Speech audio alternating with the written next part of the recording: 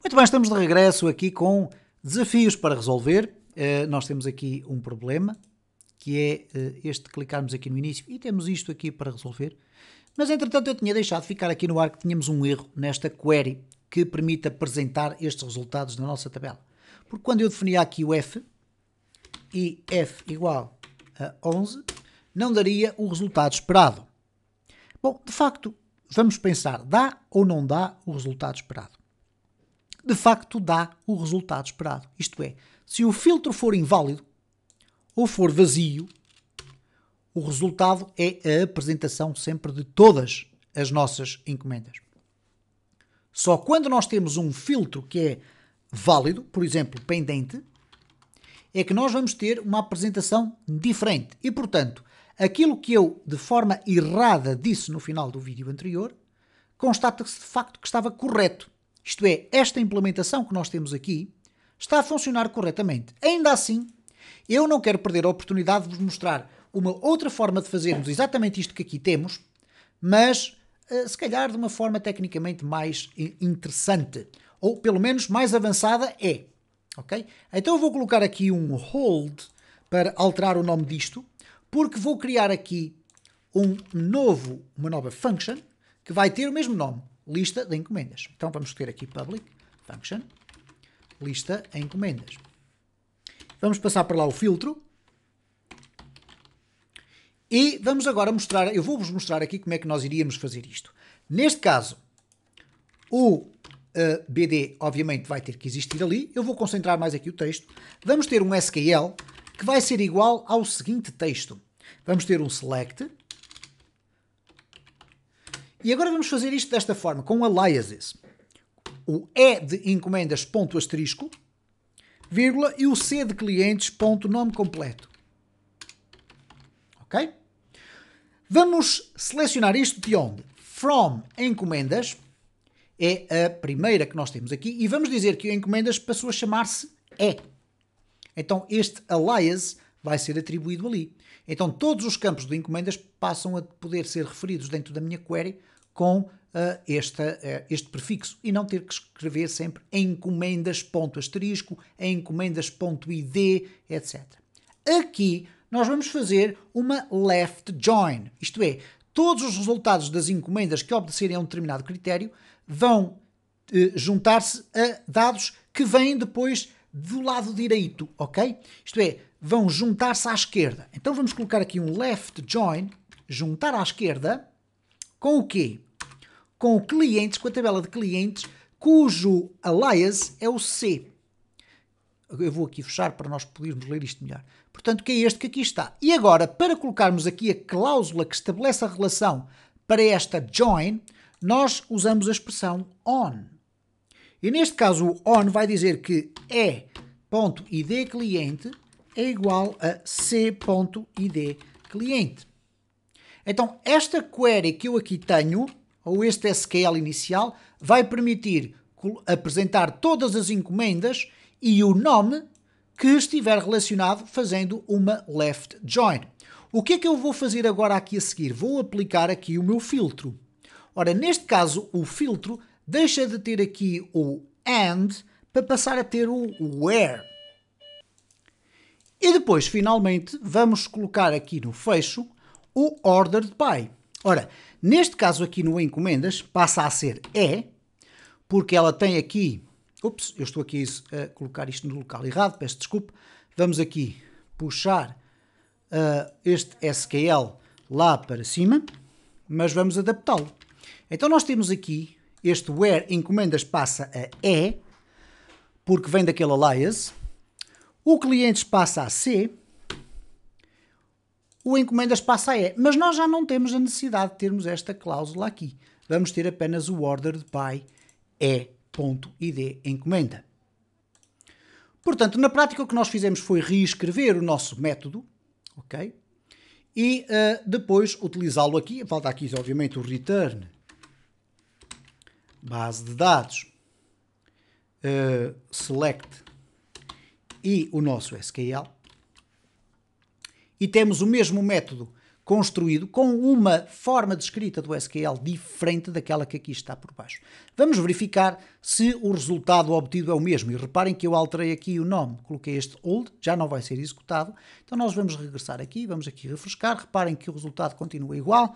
Vamos colocar aqui o 11, é um filtro inválido e, portanto, o resultado está a funcionar corretamente. Então, eu vou deixar ficar esta implementação, que é um bocadinho tecnicamente mais avançada, mas também... apesar desta funcionar normalmente, esta funciona de uma forma mais de acordo com as regras do SQL, okay? Da linguagem SQL. Eu vou então eliminar esta que aqui está e vou deixar ficar aquela implementação. O problema que nós temos aqui agora, no entanto, é o seguinte. Se nós chegarmos aqui ao início, reparem que nós temos aqui, nós estamos a tentar ir buscar a lista das encomendas, mas havia aqui um filtro e eu já não conheço este filtro. Bom, vamos ter que olhar aqui para a parte do início. Ok? E o início está aqui a pedir, vamos aqui olhar, tentar procurar aqui, nós vamos encontrar aqui alguns, a expressão lista encomendas, ok? Ela aqui diz-me que só existe num sítio, ok? Aqui ele está-me a dizer que nas views admin lista encomendas.php online 10, ok? Portanto, lista encomendas PHP online 10. Então, nós vamos aqui olhar para a lista encomendas na página 10. Ele diz aqui, ok, filtro não existe. Será isto? Vamos aqui olhar novamente, outra vez. Então, ele diz-me o seguinte, que no core, nas views admin lista encomendas, na linha 10, não existe a variável filtro. Ok, muito bem. Então, vamos verificar aqui o que é que acontece neste caso. Nós temos aqui,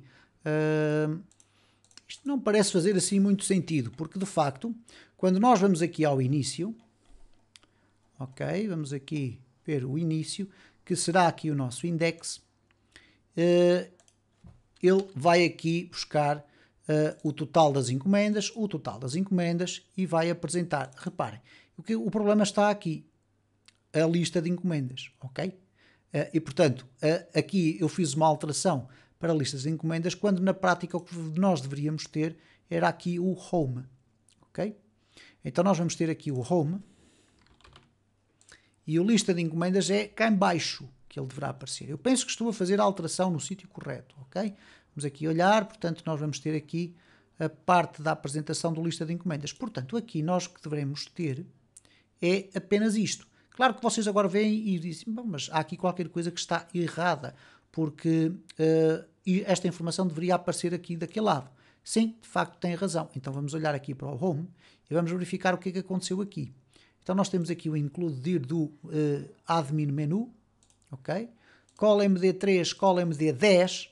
Ora, obviamente que aqui não pode ser 3 e 10, aqui será 2 e depois 10. E agora já vamos ver aqui estes dados a aparecerem em cima. E, portanto, este era um erro que nós tínhamos aqui para ver.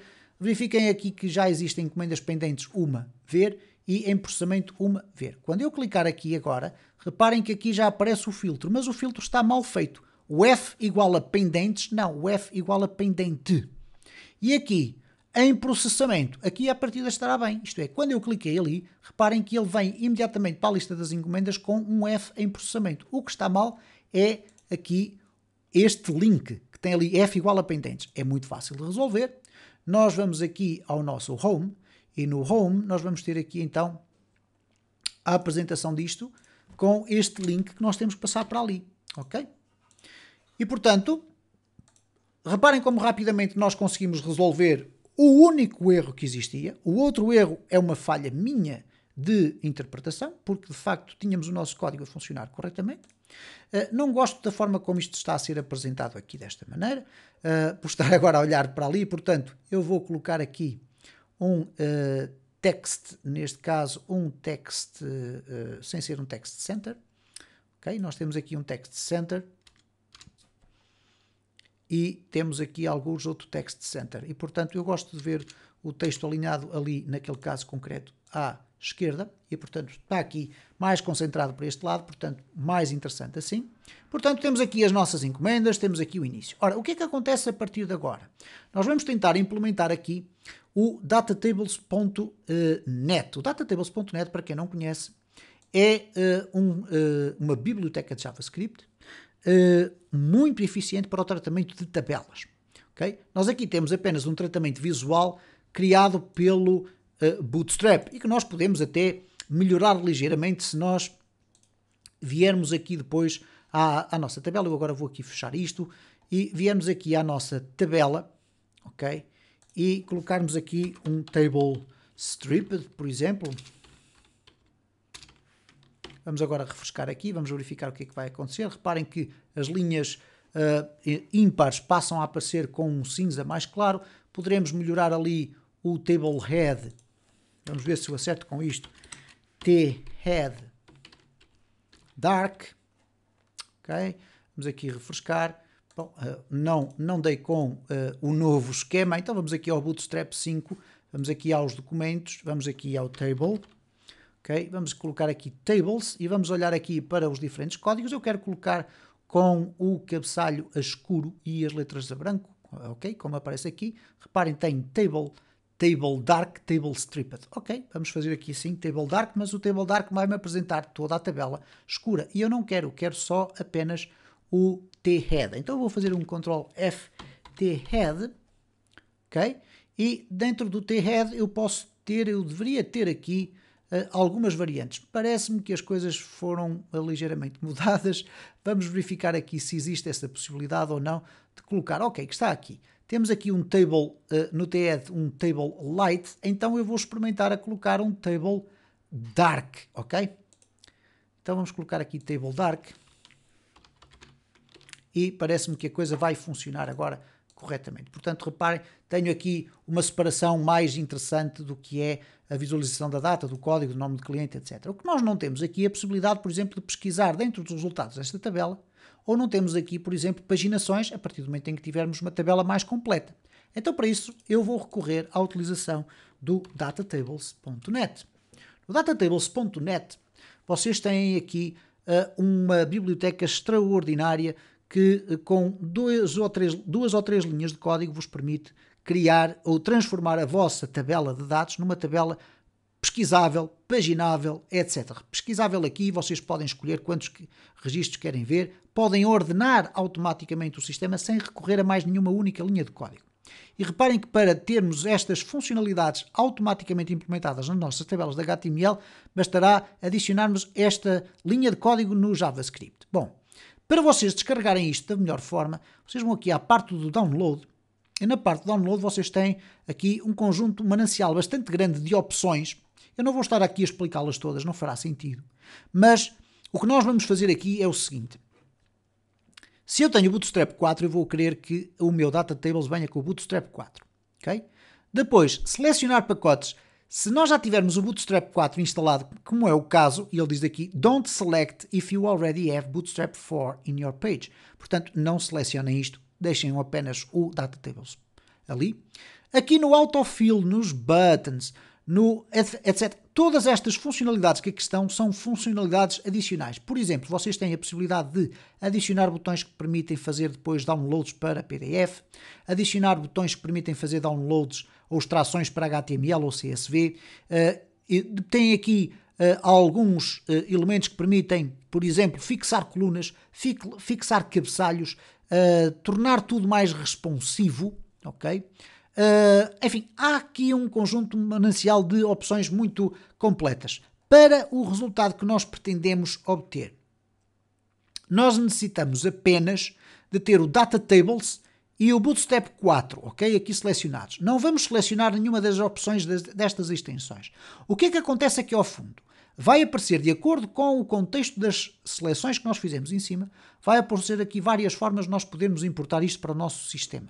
Uma delas através de uma Content Delivery Network, em que nós só temos que copiar isto, colocar no cabeçalho, isto, colocar no rodapé e podemos a partir daí começar a usar o datatables.net. Eu pessoalmente gosto mais de fazer o download, ok? E no download, vamos aqui verificar, ok, vamos aqui CDN, download, ok. Se eu clicar aqui em download files, nós vamos ter a necessidade de inserir à mesma estes elementos que aqui estão, com alguns ajustamentos aqui no source, mas vamos ter os fecheiros do nosso lado. Quer dizer que se por algum motivo a CDN ou a Content Delivery Network for abaixo, nós continuamos a ter os dados do nosso lado. Então vamos fazer aqui um download files. Ele vai descarregar aqui este fecheiro zip. Nós vamos mostrar aqui numa pasta, ok? Está aqui na pasta das transferências. Eu vou fazer aqui um duplo clique para abrir. E vocês vão reparar que existem aqui, então, existe uma pasta, dentro dela com CSS, imagens e JS. Não temos que nos preocupar com o que lá está dentro. Nós temos aqui fora 4 fecheiros. Na prática só precisamos de 2. Do DataTablesMin CSS e o DataTables.min.js. Estes 2 não são necessários. Então aquilo que nós vamos fazer é o seguinte. Eu vou abrir aqui a pasta do meu projeto. Vamos aqui ao Public e dentro do Assets eu não quero misturar aqui com o meu CSS nem com o JS. Vou simplesmente criar uma pasta chamada DataTables. Ok? Vou abrir esta pasta e vou encostar isto aqui a este meu lado. Deste lado daqui eu vou colocar o meu zip. Então onde é que nós temos aqui o zip? Ok, está aqui. Então eu vou arrastar esta pasta que aqui está e estes 2 fecheiros para o interior desta pasta do DataTables. Estes 2 eu não tenho necessidade. Okay? Mesmo dentro deste DataTables nós poderíamos fazer aqui uma limpeza muito maior, porque existem as versões minificadas e as versões não minificadas dos fecheiros. Nós não nos vamos preocupar com isso agora. O que me interessa agora é fazer o seguinte. Eu vou fechar aqui. Vou abrir aqui novamente e agora interessa-me fazer o seguinte. Eu tenho aqui o DataTables e tenho aqui, portanto, dentro do Assets, tranquilo, posso fechar. Eu vou copiar estes 2 blocos de código que aqui tenho e vou colocá-los aqui nos meus layouts. Ora, no meu layout eu vou ter que ter atenção ao seguinte. Vou utilizá-lo no meu admin. Se vocês depois quiserem implementar nos layouts do vosso front-end, estão à vontade. A técnica é exatamente a mesma. Nos meus layouts, eu vou aqui ao meu header, ou neste caso o HTML header, perdão, e eu tenho aqui o carregamento das minhas bibliotecas. Ora, neste caso eu vou carregar as minhas 2 bibliotecas no mesmo local. Esta do Bootstrap, ou melhor, do DataTables.net, que eu chamo DataTables.net porque de facto é o nome do site. Bom, o porquê que eu estou a carregar isto aqui? Porque eu depois vou fazer a iniciação das minhas tabelas antes da página estar completamente carregada. E eu não quero colocar isto no footer. Okay? Poderíamos fazê-lo? Sim, poderíamos colocar uma função document_ready e fazer tudo isso, mas se vocês carregarem desta forma não tem qualquer problema. Então, o que é que nós temos aqui? Temos aqui o CSS do DataTables. Ora, o DataTables onde é que ele está? Está exatamente nesta mesma localização, com esta diferença. Eu vou colocar aqui um D minúsculo e vou colocar assim. E aqui mudar também para um D minúsculo. Ok? Então, nós temos este DataTables assim. Vamos ter este DataTables aqui também, desta forma. E à partida, vamos ter aqui o nosso layout carregado corretamente. Para isso, vamos verificar aqui se de facto isto está a acontecer. Eu vou pressionar aqui o F12 para ir às ferramentas do programador. Vou selecionar aqui a consola. Vou refrescar aqui o meu código. E reparem, ele está-me a dizer, atenção, cuidado porque o DataTables.min.js, o jQuery, não está definido. E, então, há aqui uma dependência que é o jQuery que não está a ser incorporado aqui dentro. Ora, como é que nós vamos verificar isto? Vamos aqui ao nosso footer e reparem que temos aqui o Bootstrap, que é a versão 5, que já não necessita do jQuery, mas o DataTables.net necessita. Então vamos descargar o jQuery. jQuery CDN. Vamos clicar aqui no jQuery CDN. Vocês vão ver aqui qual é a última versão. Esta minificada, ok? A 3.60. Vamos clicar aqui no Minified. Ele vai apresentar aqui este endereço que aqui está. Vamos copiar. Vamos colá-lo aqui. Temos aqui o jQuery. Vou clicar com o botão do lado direito do rato e guardar como. Vamos ver se esta versão vai ser suficiente. Aqui nos Assets. Vamos para os Assets aqui pode ser no Assets normal. Vamos aqui para o JS. Vou chamar a isto jQuery.min.js. Vamos clicar aqui em guardar. E agora o que é que eu vou fazer aqui? Bom, neste caso, no header do HTML, vou também colocar aqui uma chamada para neste caso, para o meu JavaScript, que é, no caso concreto, o jQuery. Então vamos colocar aqui vamos usar exatamente a mesma tipologia que aqui está, não há qualquer problema, vamos colocar assim, ok? O source vai ser igual a 2 pontos para trás, assets, barra, e vamos agora verificar aqui onde é que está o nosso jQuery, ok? Eu coloquei, penso que dentro do JS, barra jQuery.min.js. Vamos verificar se colocamos isto corretamente. Então eu vou aqui novamente Ctrl+Shift+R. Ele diz-me, ok, o jQuery não está definido. Portanto, temos que continuar a verificar aqui o que é que está a acontecer. Vamos aqui ver o código-fonte da página. Eu tenho aqui o jQuery. Quando eu clico, eu vejo que o jQuery está a funcionar corretamente. Portanto, nós temos aqui um problema a posteriori. Ok? Então vamos trocar aqui a ordem. O jQuery vai passar para cima e o datatables.min.js vai passar para baixo. Vamos refrescar novamente aqui. E reparem, desapareceu então o problema aqui no nosso código. Ok? Já temos aqui tanta coisa aberta que eu, enfim, vou aqui fechar. Vamos aqui fechar tudo isto e vamos deixar só... fechei coisas a mais. Vamos deixar aqui o datatables.net. E reparem agora o seguinte. O que é que eu posso fazer a partir de agora? Se eu quiser copiar tudo isto que aqui está, regressar aqui ao meu código e fechar aqui, vamos fechar aqui também o footer, não é necessário, e chegar aqui agora e fizer o seguinte, vou dar aqui um ID à minha tabela. A minha tabela, para além da sua classe, vai ter um ID igual a tabela encomendas. Agora, vou chegar ao fundo daqui do meu código e vou criar um bloco script de JavaScript e vou colar aqui este meu código, que é um código de jQuery.